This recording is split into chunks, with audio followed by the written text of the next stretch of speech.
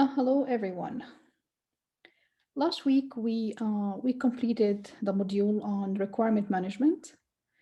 In particular, we talked about traceability metrics, the definition of baselines and how baselines are used for comparison, and how actually a requirement change have been controlled and managed.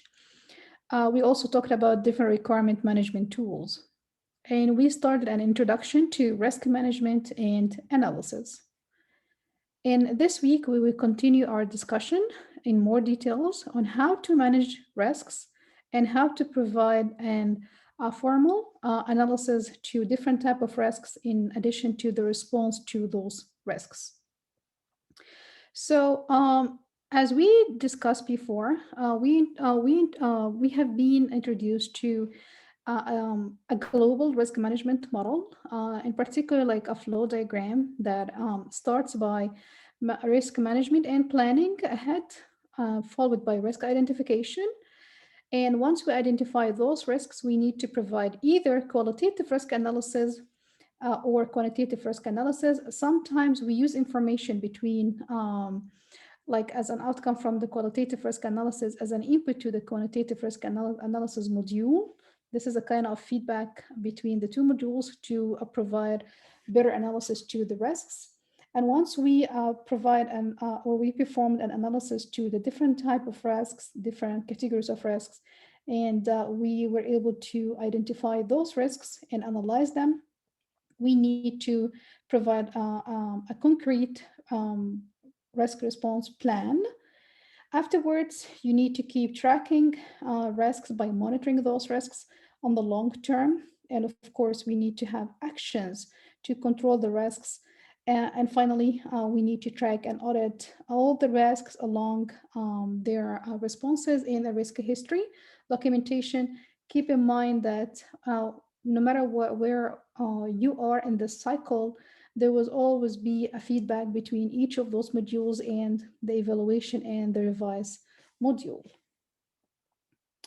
Let's now start by the first module in the risk management model, which is risk management planning.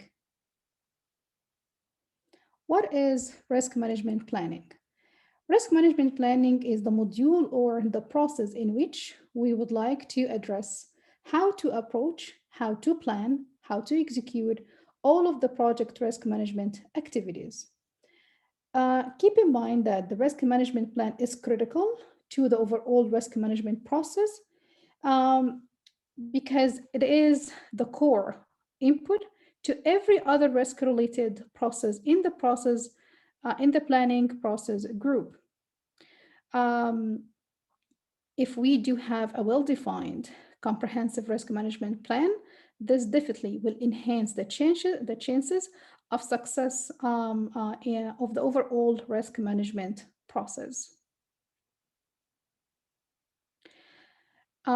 As the risk management planning is the first phase in the entire risk management module, we need to know what are the main inputs to the risk management planning.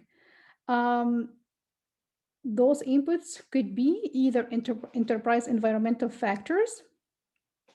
And as a matter of fact, most critical environmental factors are the risk tolerance levels of the organization and for also the stakeholders.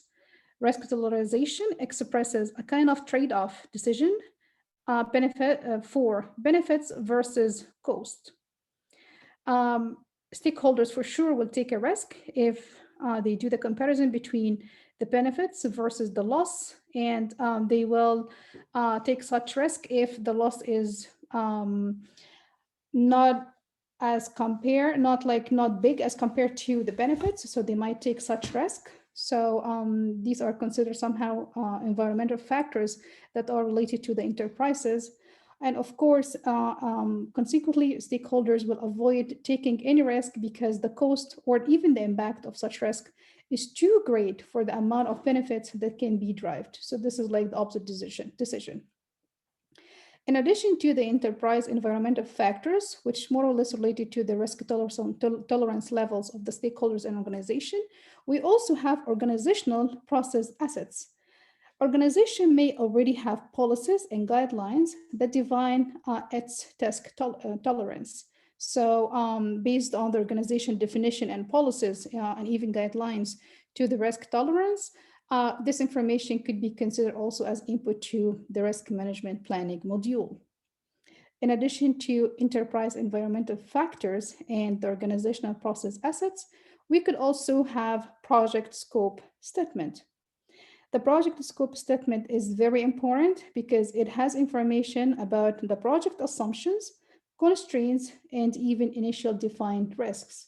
So the project scope statement, in addition to the three information, including the assumption, constraints, and defined risk, it also may have extra information or extra information sources that will really help in the risk management planning process, including the project deliverables, the project constraints, project assumptions, and initial project organizations, and even the schedule milestone. So you can see that we do have the three main components that we talked about it before, the project assumption and constraint. And in addition to this, we might even have deliverables, project organization, and even the schedule milestones.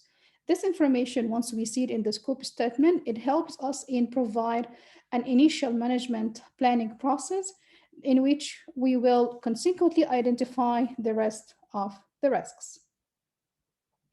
What else we could have as an input for as tools in the risk management planning phase?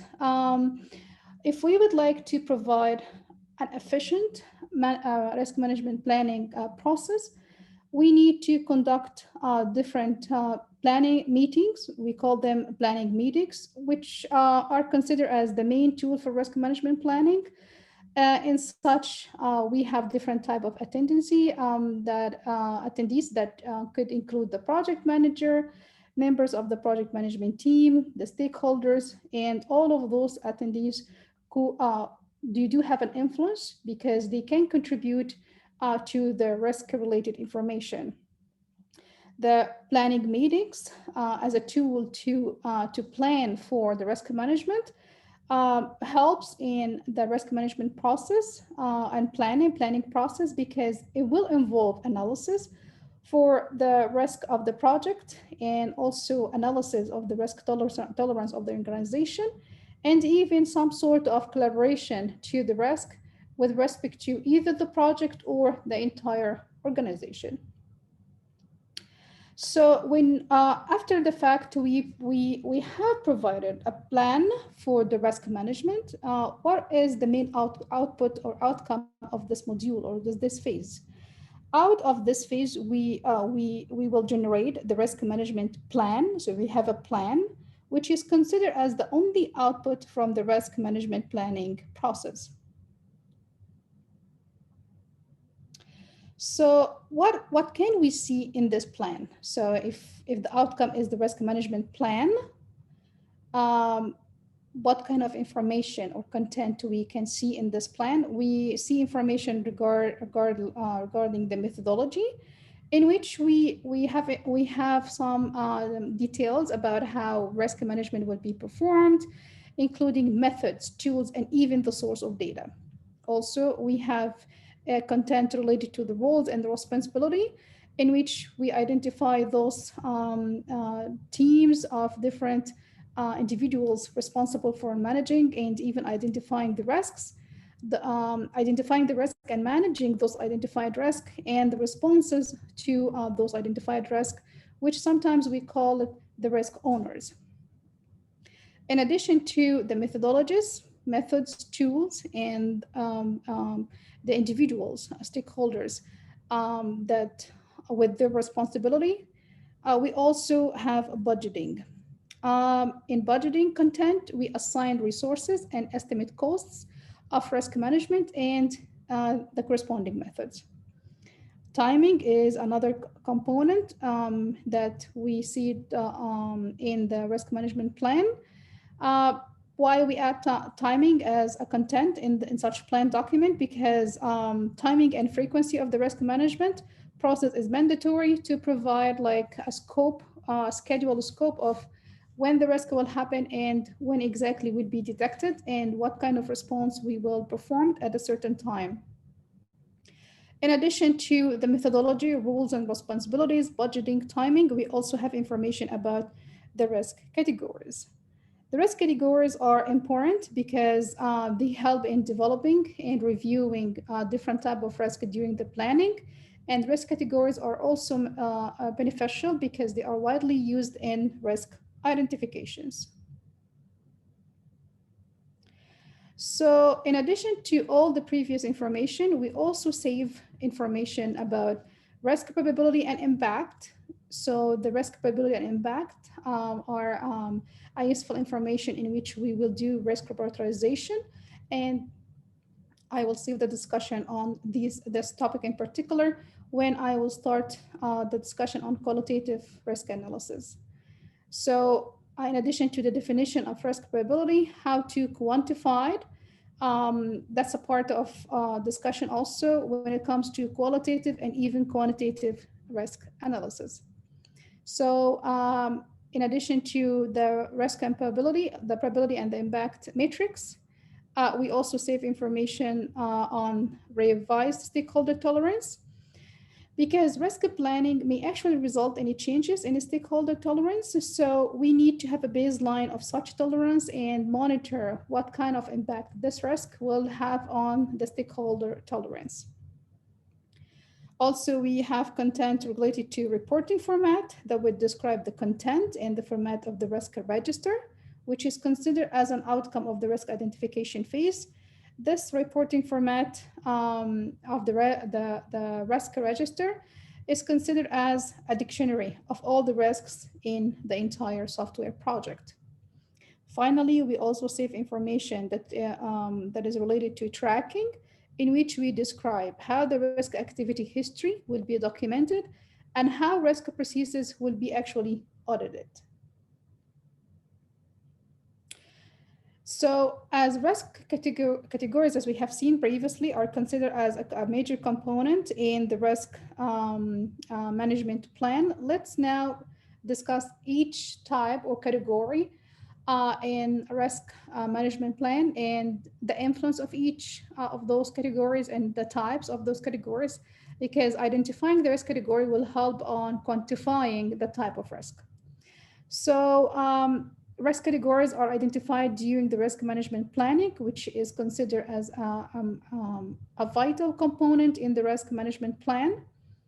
Risk categories systematically classify risks and actually they provide a context for understanding those risks. So it's not only about the identification or even the classification, it's also about the understanding of those risks. Risk categories are considered as a successor process component that is widely used for the risk identification. The starting point list of risk categories, if you would like to classify risks, it could be one of four types. It could be either technical, quality, or performance risks. It could be risks related to project management, or it could be organizational risk, or finally, it could be some external risks. Now, let's discuss each one of those categories individually. The first type is technical risks or quality risk or even performance risk. More or less, these type of risks are driven because we do have unproven or complex technology, or they might be due to changes to technology that have been already anticipated during the course of the project, or we do have unrealistic quality goals that have caused those quality risks, or we have unrealistic performance goals that have derived those performance risks. In addition to the technical quality and performance risks, we also have another category related to project management risks. And a main reason, like some of the main reasons that might actually be a cause of those risks, it could be related to improper schedule and resource planning, or we do have poor project planning, or finally, we might have improper or even poor project management disciplines or even methodologies that have been recommended during the project management phase, and this has caused those project management risks. The other category of the risk categories that are documented in the risk register and considered as a component of the risk management plan is organizational risks. Resource conflicts due to multiple projects occurring at the same time in the organization will cause organizational risks. Organizational risks may be derived due to unrealistic scope, time, and cost objectives with respect to the organizational's resources or even structure. Organizational risks may be activated due to lack of funding for the project or diversion of funds from the project to even other projects. Organizational risks may be also obtained due to management oversight changes or loss of the project champion who has a control of everything, or due to some project policies or guidelines that have been causing such unpredictable or unknown organizational risks. In addition to the previous three types of or categories of risks, we also do have what we call external risks. External risks are commonly unknown. They might be derived due to new laws or even regulations. As you can see in the following example, um, the government have a change like we do have Act of 2002, this based on the corporate governance and financial practice. So at this point, when there is a new regulation or rules or even different laws, you might see that the entire there will be an entire set of risks that will arise. For example, the compliance should be planned ahead and implemented as a normal project at this point. So this is when we call extended risk that have been derived due to such additional laws or regulations. Different external risks that we also might see could be due to labor issues, could be according to weathers, like some disasters, natural disasters. It could be due to changes on the ownerships of the project or foreign policy for project performed. It could be in one part or it could be in all project components, especially if it takes place in different countries. Also, it might be due to catastrophic risks that are outside the scope of the risk management planning that would actually require disaster recovery techniques. As I said, maybe related to the weather, like earthquake, volcanoes, hurricanes, floods, maybe like civil unrest or even terrorism. So, a very good visualization in which we could actually categorize a risk in a visual format is called the risk breakdown structure, the RPS. And the RPS is widely used to categorize and risks in a visual representation. It provides a hierarchical decomposition of risk categories, and it is analog to the work breakdown structure. As you can see here, we start by a project. We could have either technical risks or project management risks or organizational risks or external risks. Underneath technical risks, we could have unproven technology risks due to unproven technology, or we could have risks due to technology changes, or we could have risks due to complex technology or quality risks or performance risks. Underneath project management risk, we could have risks due to schedule planning or changing, or resource planning or changing, due to project disciplines or cost estimates, or even due to budgeting. For organizational risks, it might be due to project schedule or unrealistic objectives related to different goals or lack of funding, and finally may be related to different level of management. External risks might be derived due to different or additional new laws and regulations, unexpected weather changes, labor issues, or different severe catastrophic risks.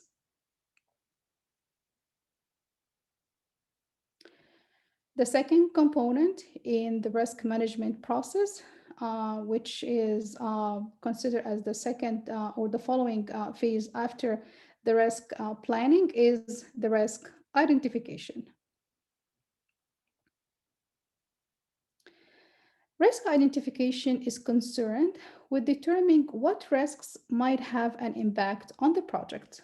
So we identify those risks that we think that they might have an impact on the project. The impact could be either on a cost level, or could be either on a performance level, or could be either on a time like schedule level, or different other level of impacts.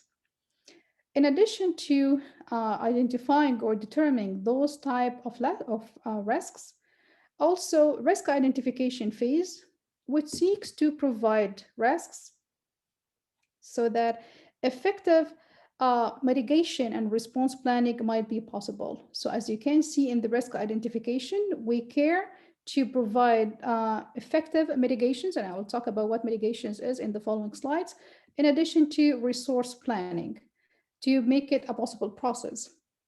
Risk identification is an iterative process and it is an incremental process. So when we say we do have an iterative process, that means we don't do it in just one iterations. We have to do it over multiple iterations. And it's an incremental process. That means any decisions that we reach it or any risk that we have detected or obtained it, we will incrementally either monitor or add new additional risk once identifying along the way in the process. So with this definition, we clearly identify the fact that risk identification process continuously adds new risks, deletes non-risks that have been identified, and it turns out that they are not risk anymore, and also refines those existing risk profiles as the project progresses. Where risks are found? Risks are found because in the risk identification, we need to identify the risks. So it's important to know where risks can be found. It could be found due to budget or funding. Maybe we have schedule risks. The project cannot meet the deadline in a certain time. Also, we might have risks in defining the scope or even related to changes in requirements. We have risks in the regional project plan or even the project management process. We might have some technical issues or personal issues. Commonly found risk due to hardware failures or contracts or even political concerns. We even have legal risks and business risks. And finally, we might have environmental risks.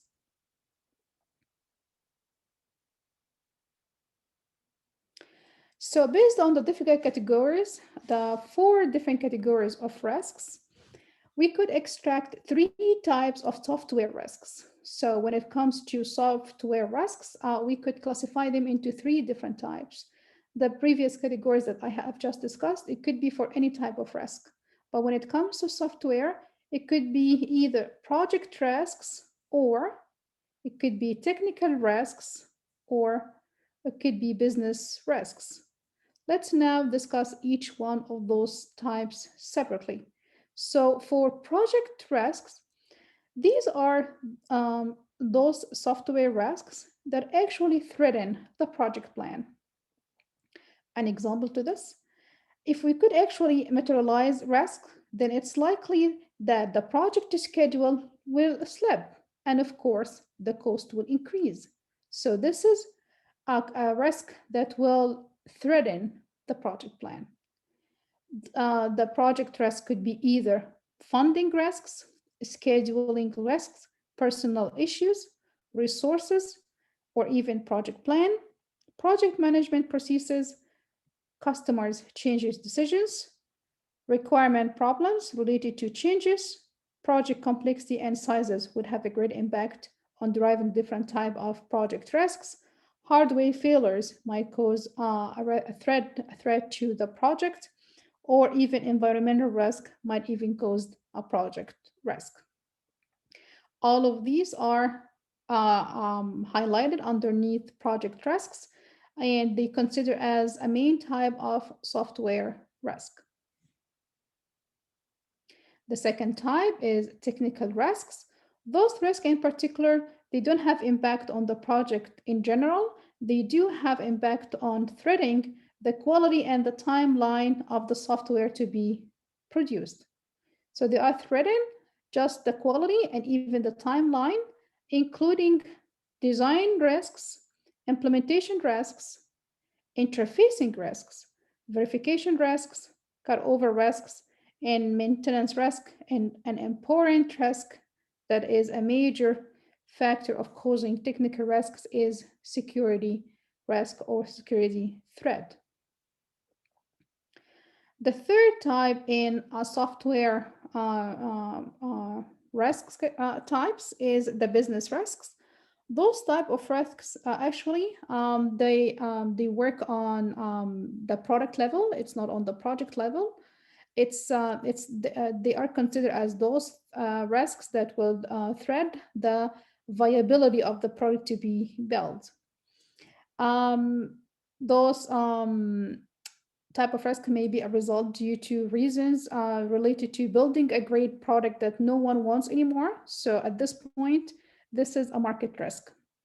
Or it could be due to building a product that no longer fits into the overall business strategy for the company. So this is a strategic risk. Or it could be due to building a product that the sales force doesn't understand how to sell it. This is definitely a business risk. Losing the support of senior management due to a change in focus or a change in the people would lead to a management risk, which is a vital cause of business risk. In addition to this, we might have a loss in the budget or a loss in the personnel commitment. This would be called the budget risk, which also be considered as a business risk. Contracts or political concerns or even less legal risks will also have a great impact on the business. So they are categorized underneath business risks. So in the second phase of the risk management process, which is risk identification, we need to know what are the main inputs to such a module. If you remember, the outcome of the risk management planning phase was the risk management plan. So definitely this will be considered as an input to the risk identification module. So the first input we should consider here is the risk management plan, in which we do have information related to risk categories as defined in the hierarchy structure or the risk structure. And it is considered as a primary source of input to the risk identification phase. In addition to the risk categories, we also need to save information on the budget as well as the schedule. This is mainly for risk management activities. So in addition to the risk management plan, we also have to prepare the project management plan. This is the second input to the risk identification phase. The project management plan would contain information related to schedule, budget, and even quality plans, which may be sources for risks. The risk management plan would become an integral part of the project management plan. So we consider the risk management plan as a major or integral part of the entire project management plan. All other project management processes and even guidelines comprising the project management plan should be considered as well in light of potential risks or unpredictable risks. The risk management plan should be consistent with the overall direction and the management approach of the entire project.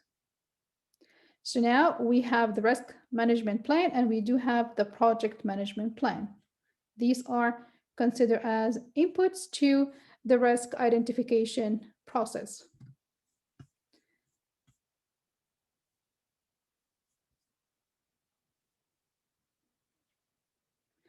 In addition to this, we need to know what kind of tools and techniques we could use it to identify risks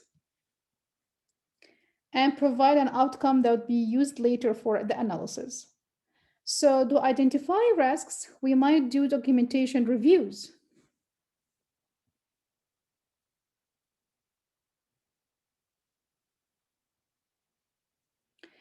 Um, document to review to document the reviews. It is considered as an effective methodology in which a review of all the inputs to the risk identification process is established. The second tool that we could use it to identify risk could be through information gathering techniques, for example, like brainstorming or using what we call the Delphi technique.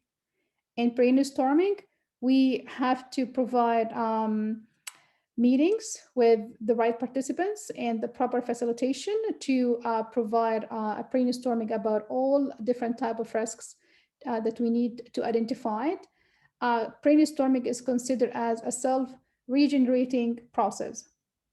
Or we might use the Delphi technique. Delphi technique is commonly used as information gathering technique, in which we actually employ or assign a facilitator who distributes a questionnaire to participants and who compiles and even synthesizes the results. The participants in such environment should not directly interact because we need to collect information from each participant separately, because that's a brainstorming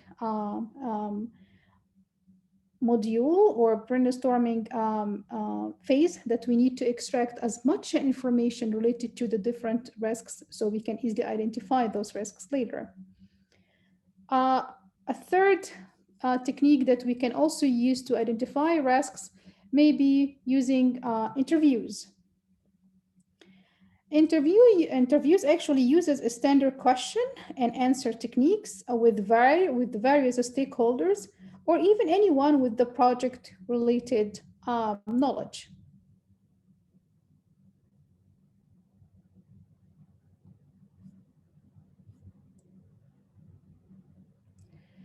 In addition to the interviews or the documentation and reviews methodology or technique, or using the information gathering technique, we could also identify risks using the root cause analysis or the checklist analysis.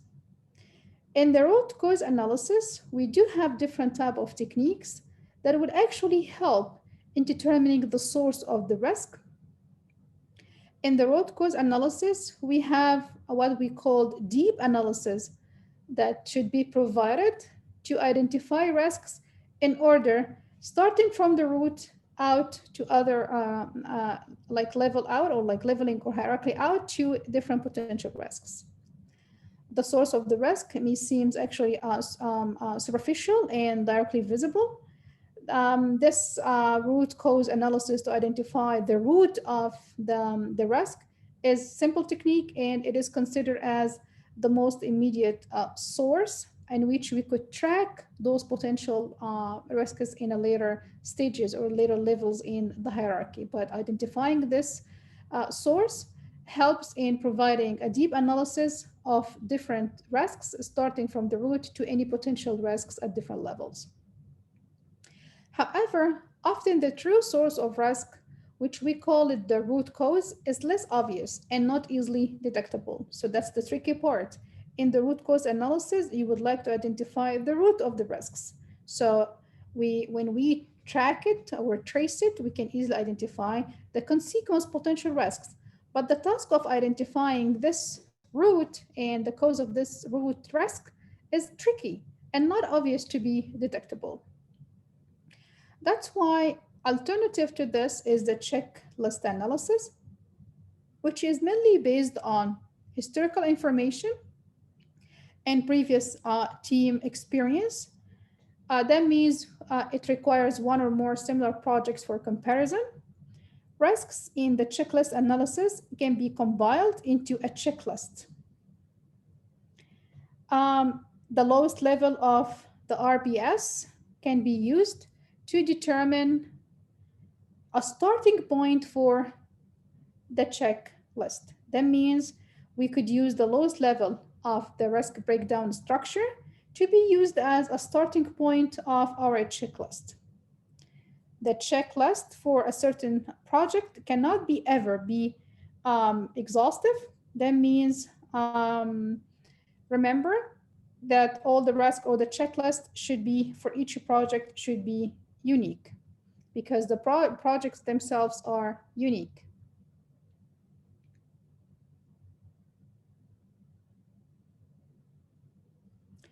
In addition to the root cause analysis, in which we identify the root of the root cause of all the potential or consequence risks, or we do a checklist analysis in which we store information about the different type of risk that might be arising in similar projects, in which we use it as a starting point to identify different type of checklist of risks. We could also use assumption analysis as a way of identifying risks, in which we validate the assumptions identified and documented throughout the project planning processes.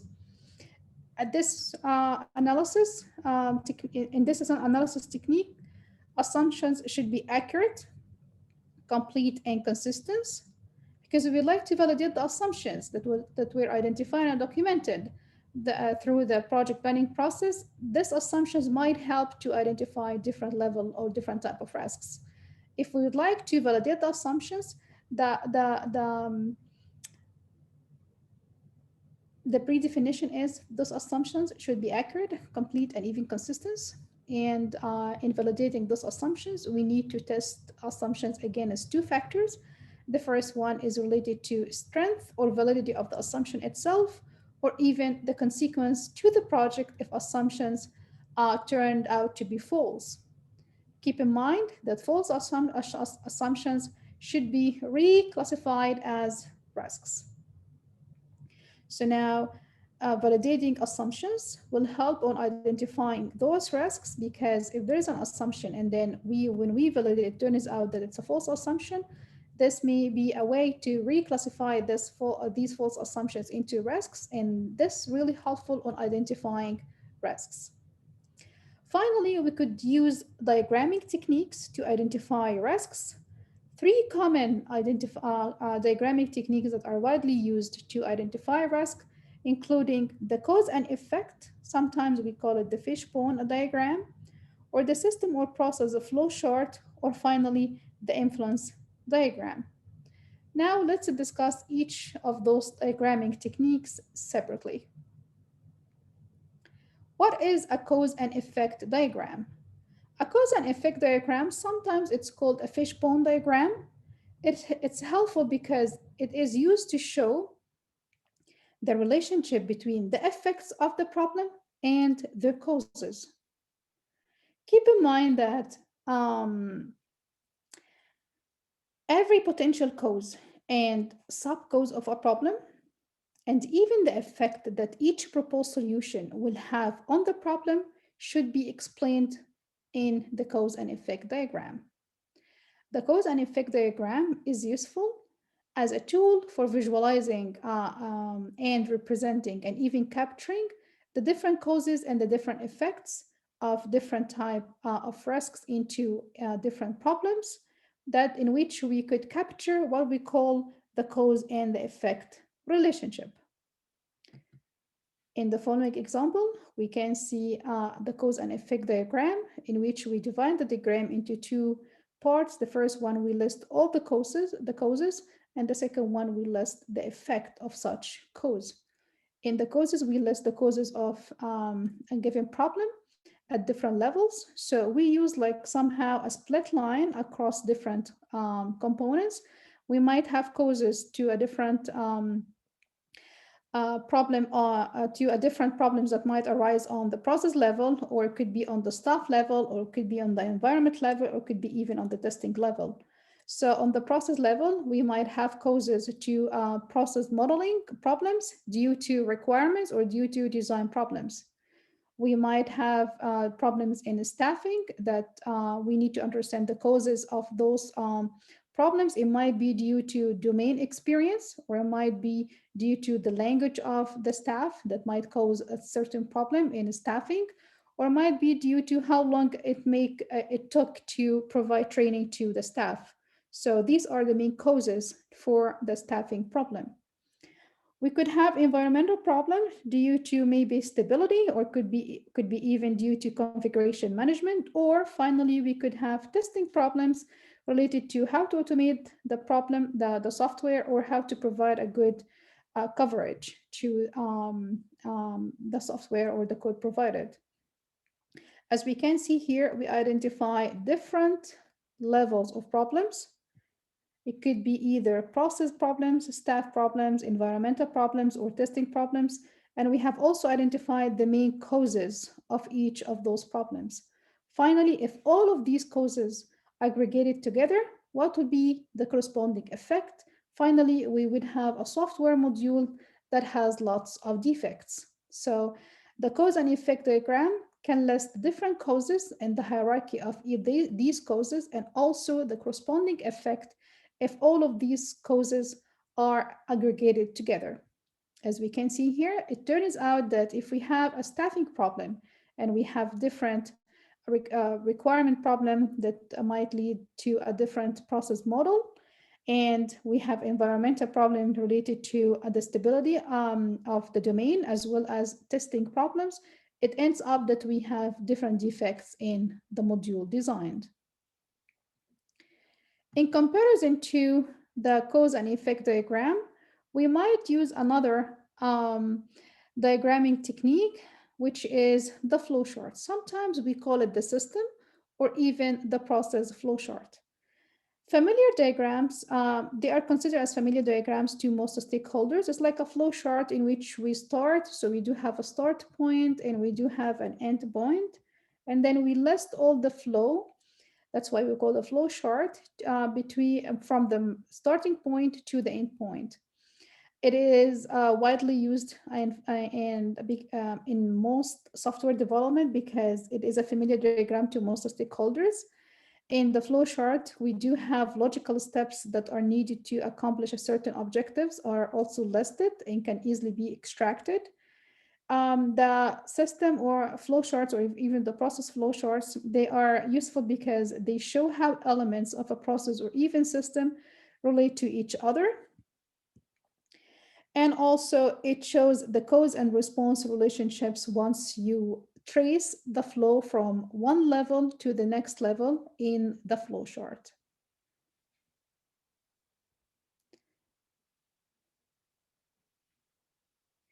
In addition to the cause and effect diagram, or even the flow charts, we also have the influence diagrams as diagramming techniques that can be used to identify risks. Influence diagrams are primarily used to show the causal influences among the project variables, may also show the sequence of events. So tracing such sequence of event can help on identifying risks.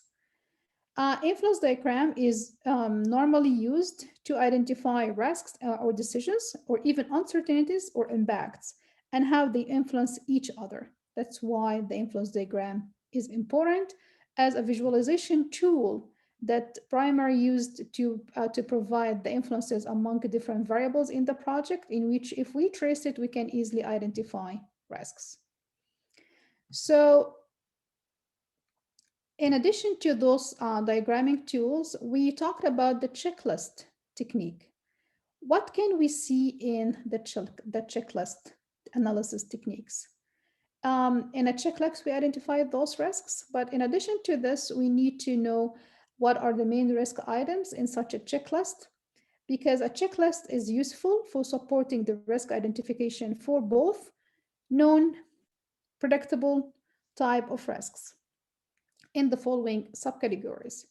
It could be on the product size level. So risks associated with the overall size of the software to be built or modified should also be seen in the checklist. Or business impact. And the checklist should have those risks that are associated with constraints imposed by management or even by the marketplace. In the checklist, we might also see customer characteristics that lead to identify risks that are associated with the sophistication of the customer and even the developer's ability to communicate with the customer in a timely manner. In addition to those three types of risks, we also might see risk associated with the degree to which the software process has been defined and is followed by the development organization. This is related to how would you define your process. We might also see risk associated with the availability and quality of the tools to be used to build the product. This is related to the development environment. When we have risks due to the technology, we might see risk associated with the complexity of the system to be built and even the additional technology that should be packaged by the system. So this is more related to technology risks. This also should be seen in the checklist. And finally, we have those items, those risk items that might be related to staff size and experience, in which we might explore risks that are associated with the overall technical and project experience of the software engineers who will do the work. All of these risks are aligned to the different types of risk that we have discussed before, and all of these risks should be seen in the checklist so we can trace them to provide an accurate checklist analysis. So now we now identified the tools that can be used to identify the risks, ranges from different root cause analysis, a checklist analysis, or even assumption analysis or diagramming techniques. Once we identify the risks, what is the main outcome of the risk identification phase? It should be the risk register. So the risk register is considered as the outcome or the output of the risk identification process.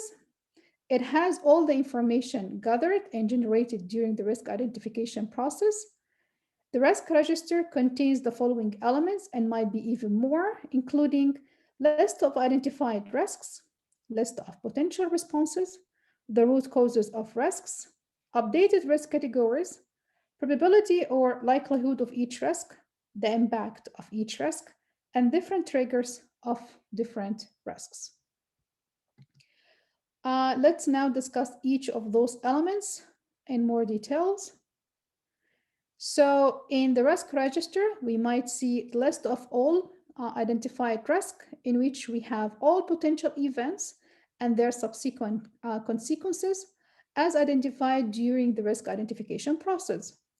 We also have a list of all potential responses in which we provide a list of the potential responses to risk that may be identified during the identification process.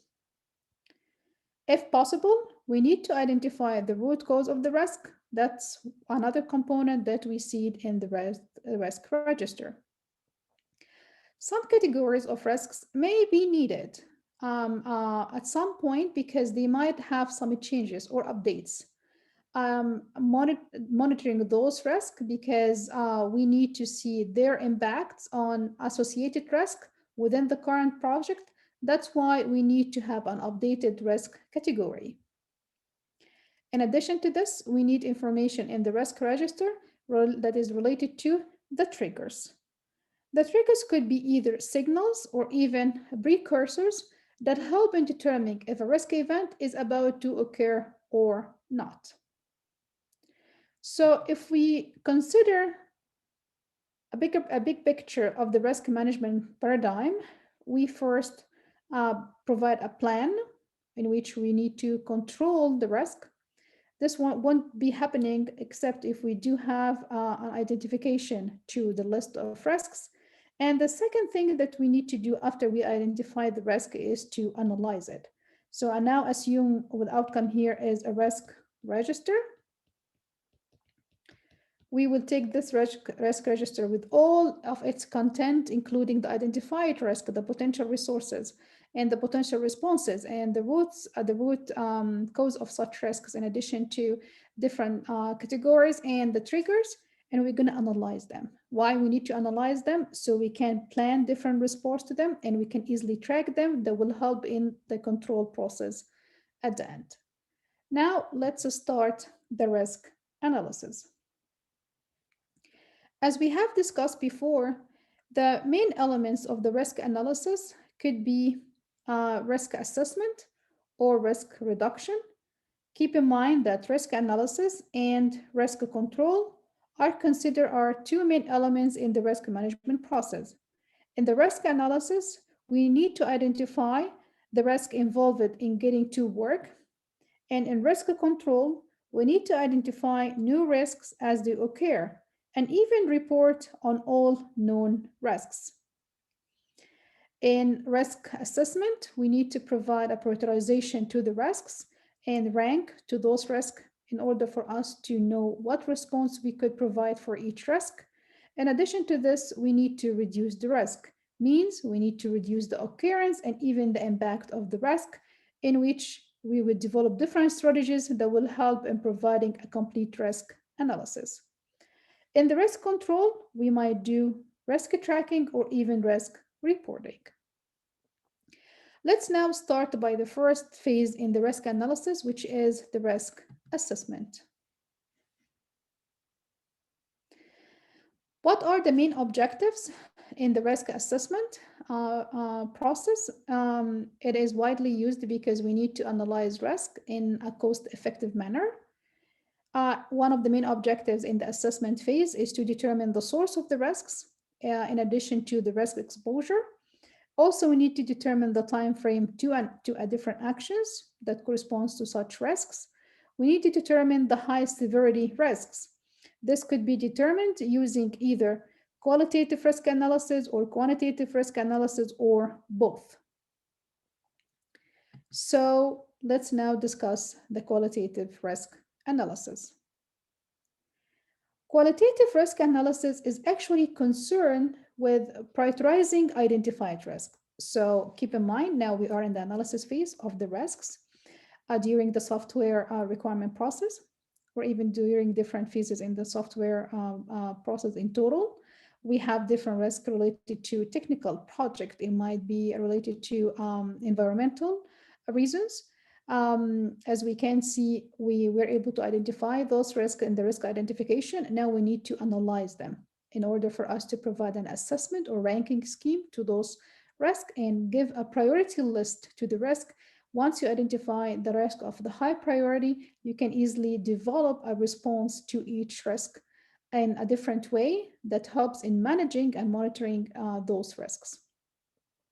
So qualitative risk analysis could be either qualitatively or could be either quantitatively. So qualitative risk analysis is actually concerned with prioritizing the identified risk. The priority of each risk is determined by estimating the risk probability of occurrence and also the impact on the project. So in order to prioritize risk, we need to identify two terms or two key terms. The first one is the risk probability, and the second one is the impact of the risk on the project. In the qualitative risk analysis, we need to determine if it's necessarily to perform quantitative risk analysis or not, because it is a more complex analysis process in which we quantify every element in the qualitative analysis phase. In the qualitative analysis phase, we care more about prioritizing the risks qualitatively, maybe using some key terms. But if we are more interested, we might quantify those key terms into numbers and then give recommendations about the priority of each risk based on quantitative probability and quantitative impact values. Using this quantification helps us provide a percentage of risk factors. But the tricky part is quantitative risk analysis is more complex as compared to the qualitative risk analysis. Qualitative risk analysis is actually used throughout the project because it's fast, it's relatively easy, and it is cost effective. What are the main inputs to the qualitative risk analysis?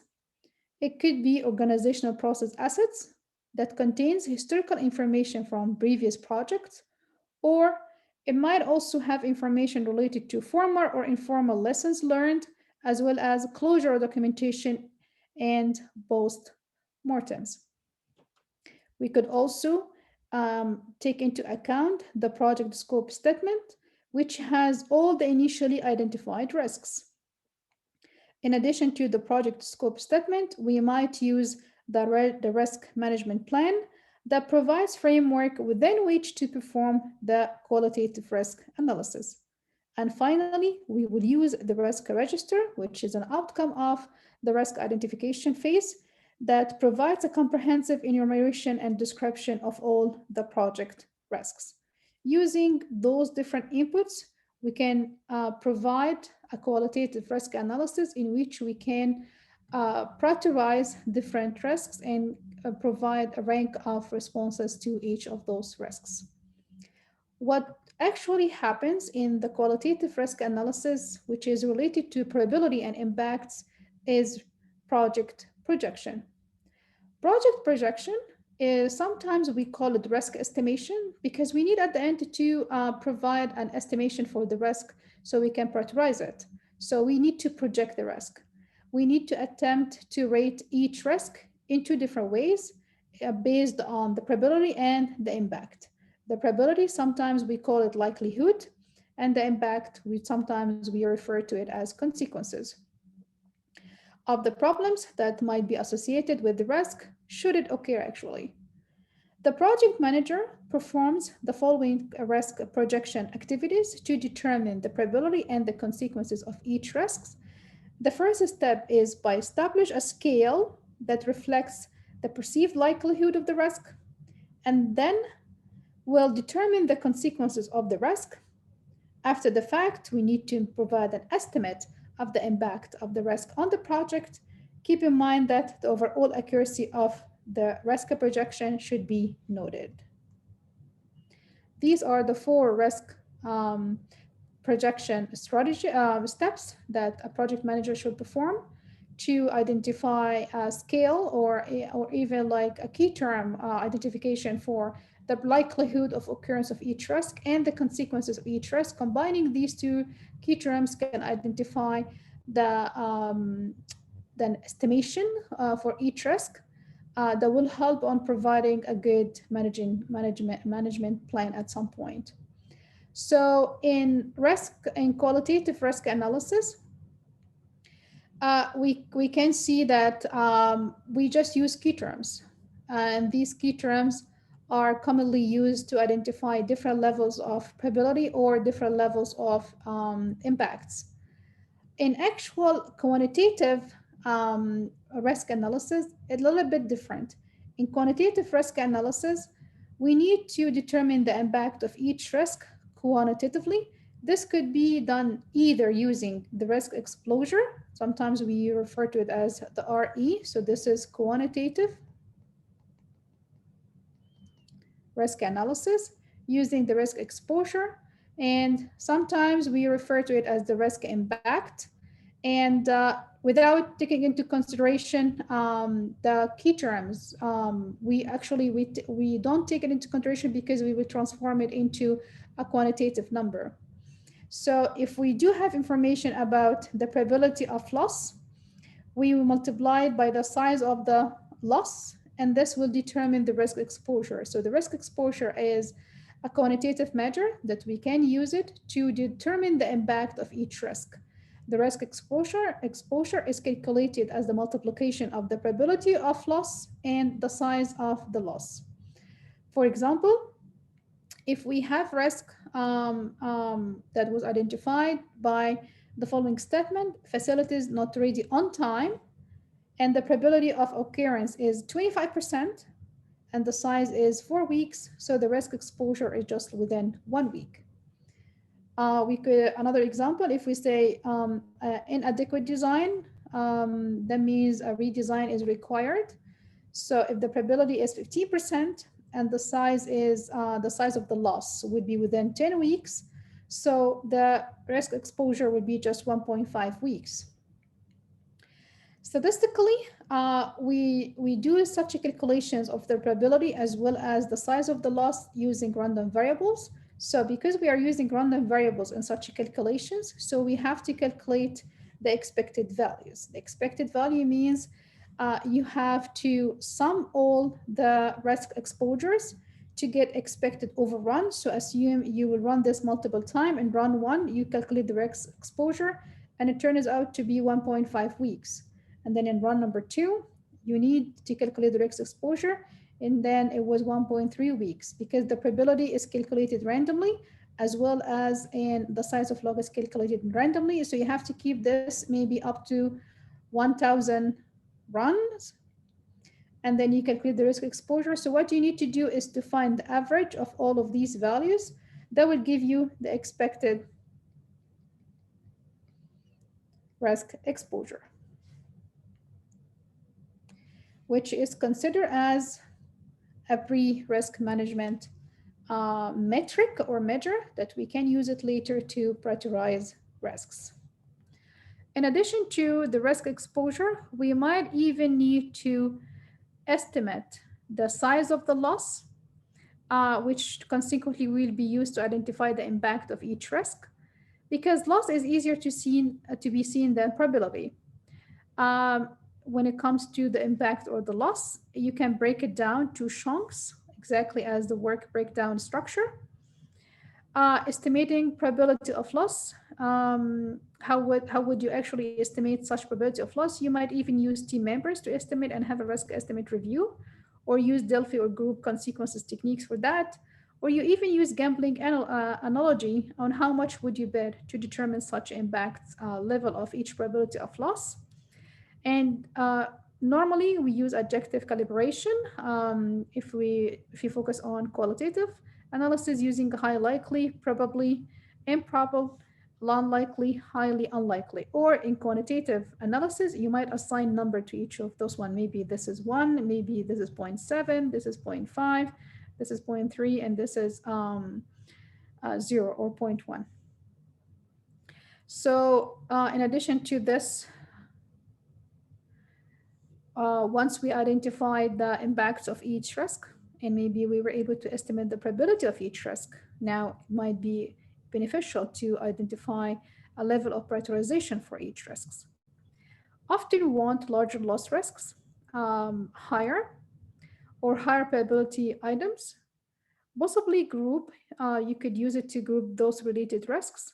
And prioritization also helps in identifying which risks to ignore, and this will be seen at the bottom of the list. So in providing a systematic way for probability and even impact assessment of risks, as we have seen previously, what are the main procedures to come up with such calculations if the focus would be on quantitative risk analysis? The first step is to assess the probability that the identified risk will occur. And the second step is to determine the impact of the risk on the project objectives. The project objectives could be one of four. It could be schedule, like time, the scope of the project, the quality, and some performance measures, and even the cost. Assessment of the probability and the impact of each risk, no matter what the type of risk is, it could be different types, will help in determining which risks require aggressive management and, of course, aggressive response. Probabilities and impacts are defined in the risk management plan under the heading Definition of Risk, Probability, and Impact. To assess the probability and impact of each risk, we use the probability and impact matrix. The probability and impact matrix, it is widely used as a combination of risk probability and risk impact that helps in determining which risks need detailed risk response plan. An example, a risk with a high probability of occurring and a high impact will be a strong candidate for a risk response plan. So, how would we determine the probability of the risk and the impact of the risk? Will help on identifying a rank for the risk in which we will have a higher chance of um, a comprehensive management plan to the corresponding risk. The matrix, the probability and impact matrix, is typically defined by the organization. If the organization actual doesn't define the matrix, maybe you need to develop one during the planning meetings and even during the analysis. So in quantitative data analysis, which just like a jump between some of the key terms that were defined in the qualitative data analysis. In the quantitative data analysis, in which we build a matrix, the probability and impact matrix, we need to come up with a quantification to the key terms in the qualitative analysis, in which we define the probability as the potential for the risk event to occur during the course of the project. It has to be a number between 0 and 1, while the impact of the risk would actually describes the consequences to the project should the risk event occur. In probability, sometimes we use a subjective or like key terms to describe it: high, medium, low probability, or even we use quantitative numbers, which is the focus of the impact, the probability and impact matrix, in which we actually use numeric values. So probability is considered as the likelihood that an event will occur. For example, if you flip a coin, there's a 50% chance of getting a head and another 50% chance of getting a tail. Keep in mind that if we have different events, the sum of the probabilities of each outcome should be summed to 1. For any event E, the probability be that the event should be between 0 and 1. The complementary probability that E will never occur is just 1 minus the occurrence probability. The risk probability in which we need to identify it is the probability that the risk event will occur sometimes during the life of the project, and is most often determined through expert judgment. Ways to improve the utility of risk probabilities by developing consistent decision criteria for determining probabilities, as well as involving as many experts as you can. How would you quantify the risk probability? Most probability estimates come from expert as subjective ratings, low, medium, high. Sometimes we might use estimators with numerical scale so that a more precise estimate can be obtained. It would actually need a quantified risk value for use in the probability and the impact matrix. For most situations, if we're going to use a 5-point scale, high likely is a number below 20%. Unlikely is the probability between 20% and 40%. About even means a number between 40% and 60%.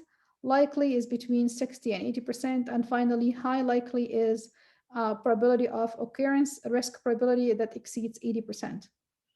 For less well-defined situations, you might need to use the 3-point scale instead of the 5-point scale, in which high means the probability of risk exceeds 75%, and the probability of this risk to occur is between 35 and 75%, will identified as moderate probability, while a low risk probability is a number below 35%.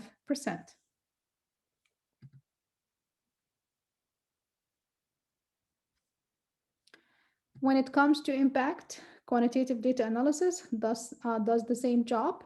We need to quantify it into a number that will later be extracted into the impact probability and impact matrix, and helps in prioritize the risks. So when we define impacts, we refer to the amount of pain, which means loss, or gain the risk event poses to the various project objectives, or the consequences that this risk has impacted on the project objectives, including cost objective, time objective, scope objective, or even quality objective. Like probability, also risk impacts may be characterized on a subjective scale, which use key terms low, medium, high, or it could be using a numeric scale that will be later used on the quantitative data, the quantitative risk analysis using the probability and impact matrix. The impact is useful because it establishes a consistent means of determining what moves a borderline impact to one impact category or even other categories, or the relationships even between the consequences of different impacts. How would you quantify impacts? We use the quantification matrix, in which we provide a scale for each impact subjective term. So as you can see here, this table actually presents examples of risk impact definitions for 4 different project objectives, including cost, time, scope, and quality.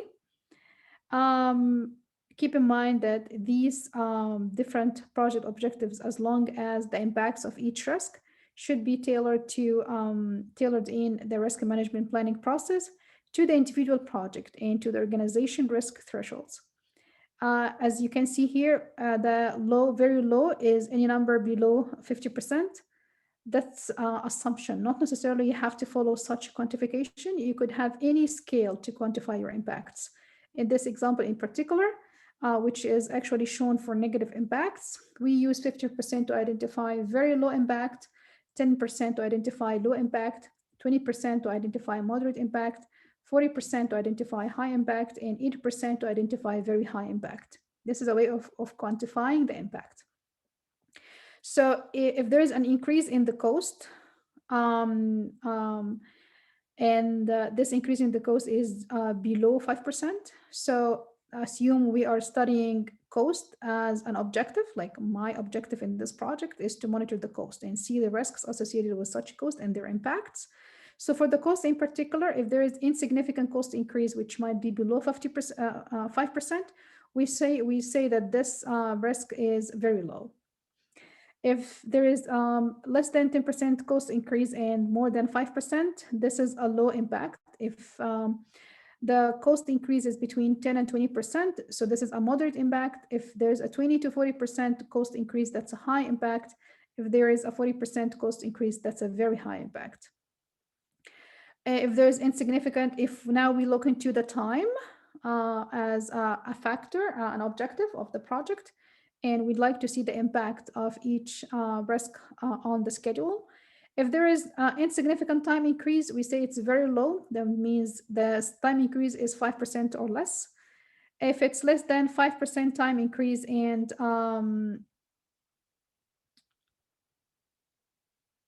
actually, no, if it's an insignificant time increase, that will be very low. But if it's below 5% time increase for this quantification in particular, that we'll consider as a low impact. But if it's between 5 and 10, so it will be a moderate impact. 10 to 20 increase, that will be high impact. Exceeds 20% could be a very high impact. This is for a given project. As I said before, you could actually define different conditions for the impact scales on different type of risks based on assigned different major project objectives. For example, here in this quantification table, if the scope decreases, if now we talk about the scope, and if the scope decreases barely noticeable, that's a very low impact. If there is a minor areas of scope affected, as you can see, we don't have a number to quantify the scope, but we were able to map it to the quantification terms, and at which we could use those numbers into the impact and probability matrix. So if we looked at the scope and the scope, there is a major area of scope affected, we say the impact is moderate, so more or less like a 20% number, and we use this number into the matrix. When it comes to quality, if there is only very demanding applications that are affected, then that's a low impact. If quality reduction unacceptable to sponsors, as an example, we have high impact. If the project end item is actually is effectively useless now, so that means when it comes to quality, the impact of such risk is very high. So that means using the quantification of impacts as well as the quantification of the probability, we do have a tool now to prioritize risks. But the question is how to prioritize risks. One way to prioritize risks is to estimate the probability of its occurrence and the consequences or the loss or the impact when this risk occurs. As we can see, as we have seen before, we have used the risk exposure to identify the impact of risks. We might even use the expected value of the loss for the risk for prioritization. This expected value is called the risk exposure, as we have seen before, which is mainly a combination of the probability and the loss. When it comes to schedule, the loss will be in terms of weeks or days or month. If we're talking about quality, the loss will be in quantification number related to quality. If it's related to manpower, we might have a loss in the manpower. This is a numeric number to describe how many manpower we have lost. If it's a cost, we might have a dollar amount of the increase, which is the loss value that would be used to calculate the risk exposure. So how the risk exposure is calculated, as we have seen before, to determine the impact, and at the same time incorporating the probability in calculating such exposure, it's just the multiplication of the probability of occurrence or the risk probability and the total loss incurred if the risk actually materializes. The risk exposure for the risk is given by the multiplication of the two numbers. And as I said before, you actually need to calculate the expected value for the risk exposure. So when it comes to probability and impact assessment, the probability and impact values are defined in order to readily place a value in the risk event or a risk rate. We use predefined probability and impact values as a starting point for a project, and we customize them as needed for the organization. Most importantly, you need to use brainstorming or different techniques as Delphi to establish or even to redefine, to refine the probability and impact values. During the qualitative risk analysis process, we need to determine the assessment probability, as well as the risk probability and the impact for each risk that are identified during the risk identification process. And in summarization, for the probability and impact assessment, we need to document probability and the impact and any other assumptions that have been used to arrive to these probability and impact values. So probability, risk probability and impact values are nice, but what we need is a single value to characterize the combined effects of these two risk influences. That's why we have to define the risk exposure that will be later used to provide a risk rating. This is what the probability and impact matrix actually does. It assigns an overall risk rating to each risk. The combination of risk and impact results. It comes into an order-based risk rating, usually expressed as low, medium, high subjective terms. Or if we do quantitative analysis, we might have a value for this. A risk, keep in mind that a risk with high probability and high impact, which means high risk rating, will actually trigger further analysis and a formal response plan in the risk response planning process, which comes after the analysis phase. Let me share with you the shape of the probability and impact matrix. Each risk is rated on its probability of occurring and impact on an objective if it does occur. So this matrix is for a given objective. The objective could be cost, it could be time, it could be quality, or it could be actual scope. So for any different type of objectives, the organization's thresholds for low, medium, moderate, or high risk are shown in this matrix. And actually, it is used to determine whether the risk is scored a high, moderate, or low for that objective. So as you can see here, if we're going to use a 5-scale point for each risks for the given objective, if this is very low impact, and this is low impact, and this is a moderate impact, or this is a high impact and this is very high impact. Keep in mind the quantification numbers is mainly determined by the organization. They have to find a threshold for the low, medium, the low, moderate, or high risks, as in this matrix. So, and then we have to provide also a breakdown to the probability, the ranges for a given probability. It could be 10%, 30%, 50%, 70%, or 90, or it could be 10%, 20%, 30%, up to 100%. This probability and impact matrix is the organizational definitional. If you don't have one, as I said before, you can come up with your own definition, as we have seen in the assignment. If we do have threats, we might have opportunities. So if you can, as you can see here, this is more like a mirror. So opportunities, the values in this opportunities, the probability and impact matrix opportunities layer or opportunities side is the mirror of what you can see if there is a threat. So if there is a very low impact and the probability is 90, so the quantification to the probability, the rating of such risk using the probability and impact matrix should be 5%. If the probability is 30% and there is a high risk, so the rating will be quantified to 12%. If there is a probability, for example, as 50%, and there is a very high impact, so this is a 40% rating for such risk. As you can see here, if the probability is extremely high and the risk when it as a threat is very high, so using such a scale provided by the organization in this matrix, it is 72% rating for such risk.